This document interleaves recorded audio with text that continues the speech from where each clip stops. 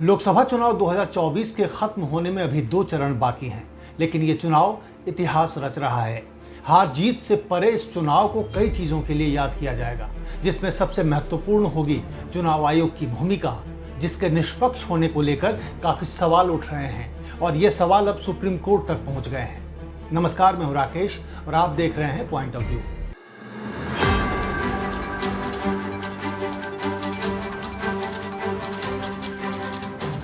बाईस मई को चुनाव आयोग ने फॉर्म 17C को लेकर एक ऐसा जवाब दिया जिसने चुनाव की पूरी प्रक्रिया पर ही सवाल खड़े कर दिए हैं। दरअसल फॉर्म 17C वो डॉक्यूमेंट है जिसमें वोटिंग खत्म होने के बाद ये लिखा जाता है कि आज कितने वोट पड़े। इस फॉर्म पर वहां मौजूद पार्टियों के पोलिंग एजेंट भी हस्ताक्षर यानी साइन करते हैं। कानूनी मामलों के वेबसाइट बार एंड बेंच के मुताबिक चुनाव आयोग ने सुप्रीम कोर्ट में दिए अपने हलफनामे में कहा है कि फॉर्म 17C के वोटिंग आंकड़ों में बाद में डाक पत्रों से मिले वोटों की संख्या मिला दी जाती है, इसलिए इस तरह का अंतर वोटर्स को समझ नहीं आएगा और चुनावों के दौरान गलत प्रभाव डालेगा। मतदाताओं के बीच अराजकता पैदा करने के लिए लोग इसका गलत इस्तेमाल कर सकते हैं। इसके साथ ही आयोग ने कहा कि 17C के डेटा को वेबसाइट पर डालने से कोई उसका फोटोशॉप करेगा और भ्रम की स्थिति पैदा हो जाएगी। यानी सीधे शब्दों में कहें तो चुनाव आयोग ये बताने को तैयार नहीं है कि वोट कितने पड़े। अब सवाल उठता है कि यह मामला कोर्ट पहुंचा कैसे।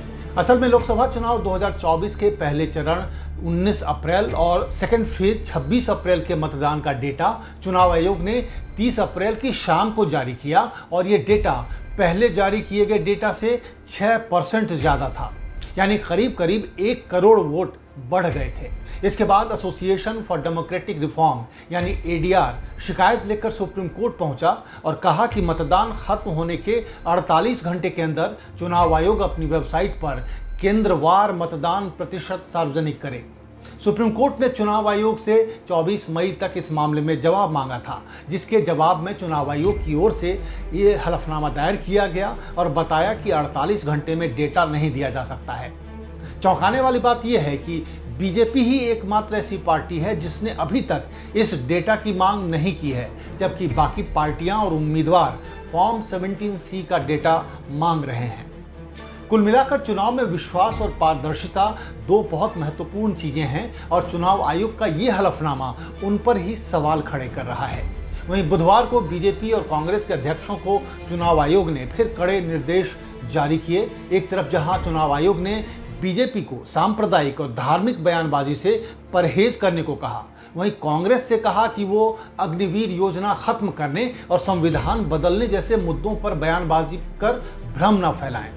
चुनाव आयोग का कांग्रेस को ये निर्देश बेहद चौंकाने वाला है, क्योंकि अग्निवीर योजना को खत्म करने का वादा कांग्रेस ने अपने चुनावी घोषणा पत्र में किया है। तो क्या 5 चरण बीतने तक चुनाव आयोग ने कांग्रेस का घोषणा पत्र देखा ही नहीं? चुनाव आयोग ने यह भी कहा कि कांग्रेस रक्षा बलों का राजनीतिकरण करने से परहेज करे, लेकिन सवाल यह है कि अग्निवीर एक सरकारी योजना है जिसे सेना ने नहीं बल्कि मोदी सरकार ने बनाया और लागू किया। फिर इसको खत्म करने से रक्षा बलों का राजनीतिकरण कैसे होगा?